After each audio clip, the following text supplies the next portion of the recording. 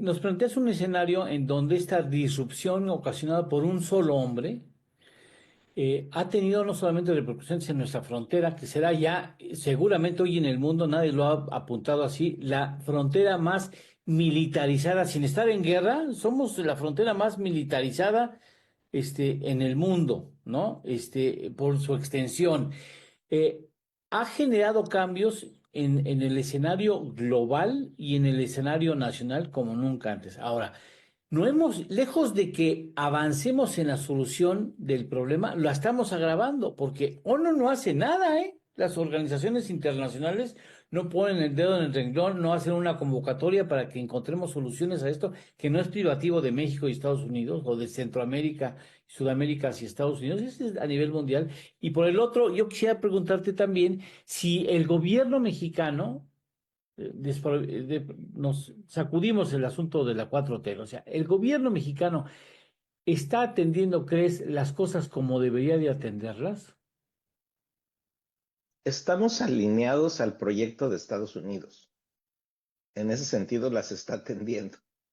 El haber puesto a soldados en la frontera norte, el estar movilizando a las personas extranjeras hasta la frontera sur, el estar incluso recibiendo vuelos de mexicanos en Tapachula, que es el colmo, de mandarlos también a los mexicanos a la frontera sur. Son escenarios que están en el mapa de la estrategia de Estados Unidos.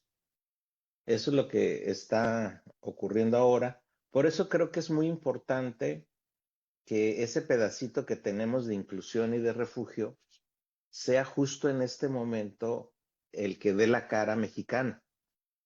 O sea, que realmente México diga, no, no es un tema que nos sea ajeno, sino que entendemos la situación de las personas, sobre todo con perfil de refugio, solicitantes de asilo, Ujú. y que abramos estrategias más sólidas de inclusión. Ahorita lo que tenemos es una Comar que es la encargada, marginada, que solo hace registros, que no define políticas de inclusión, que debiera ser mucho más protagónica y que pues ya visto en el interés más crudo económico, pues por lo menos focalizara a personas y regiones en México que pudieran generar muy fácilmente dinámicas de desarrollo económico. En otras palabras, también dentro de esta movilidad y dentro de esta tragedia hay potencialidades y hay gente muy calificada que al menos, si fuera al menos esa visión, ayudaría bastante en atender la emergencia, el escenario, que tienes razón, no es originado en México tratándose de extranjeros, pero sí es originado en México tratándose de mexicanos desplazados. Claro. Entonces debiéramos estar también atendiendo las crisis de seguridad, que Mm. no te las voy a contar dónde están ni cómo son, pero son también entre sus consecuencias que las personas busquen encontrar otros espacios. Y eso está interesante, Eduardo, porque si estas personas ya no van al norte, si ya no se mueven, pues van a ir a las grandes ciudades, no pueden regresar a sus lugares de origen. Seguramente muchas se quedarán en frontera norte, habría que ver cómo empieza a evolucionar este escenario en las ciudades mayores y otras tantas se moverán a otras ciudades del país, seguramente también ciudades mayores como zonas metropolitanas. Es esa otra ruta, llamémosle los nuevos flujos y sus destinos de la coyuntura, es un gran asunto estudiar ahora, a revisar y a tomar previsiones. Oye, lo que se estudia en México y los nexos que han tenido con quienes estudian los procesos migratorios en Estados Unidos, o sea, ustedes han hecho ligas con quien sigue este tema en Estados Unidos, ¿no han procurado hacer algo en conjunto, hacer sugerencias en conjunto, o sea, tratar de orientar a los gobiernos, bueno, de Estados Unidos no se puede, pero a orientar a los gobiernos a que cuáles son las políticas correctas o recomendadas en este contexto? siempre hay muchos diálogos y de hecho aprovecho y hago el comercial. Sí. En el 24 de mayo vamos a tener 24 de abril vamos a tener un evento grande en Ciudad de México con los mexicanos y mexicanas en el extranjero. Y de ahí van a salir muchas cosas nuevas, pero muchas otras ya existen como planteamientos. Y luego en mayo, el día 12 y 13, vamos a tener otro evento muy grande, también con un diálogo con académicos, tomadores de decisiones, gente de Estados Unidos, y vamos a generar otro espacio de diálogo y de encuentro. Ambos eventos en las instalaciones de la UNAM, en el centro histórico, va a ser importante. Pero eso forma parte pues, de lo que hacemos los académicos, de lo que hacemos las personas que hacemos investigación.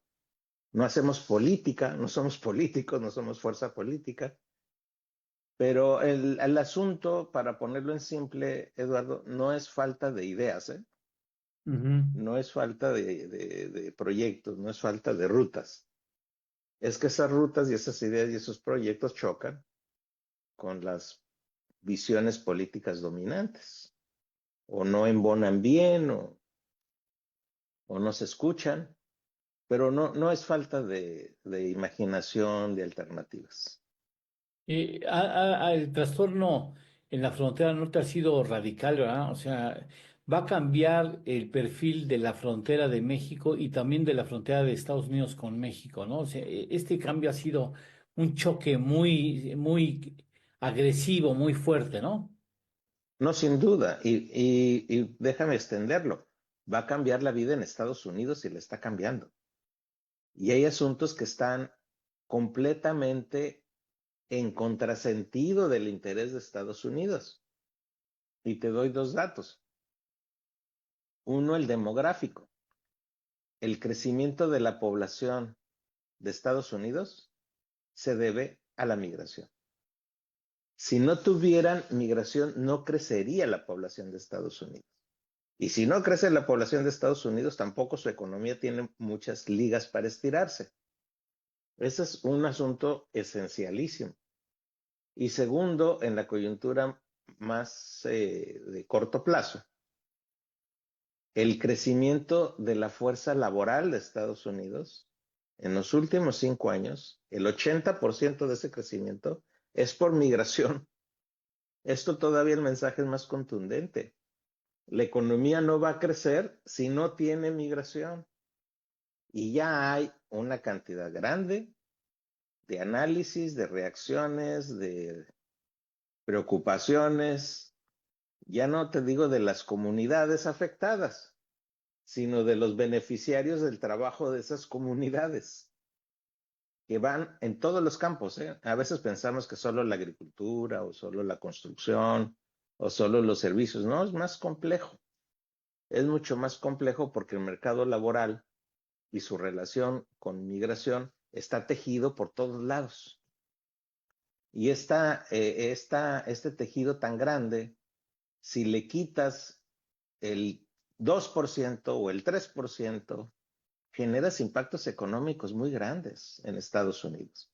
Y eso también es el contrasentido y el absurdo y francamente tontería del planteamiento de expulsar a población migrante que tiene, otro dato importante, una contribución fundamental a la economía de Estados Unidos.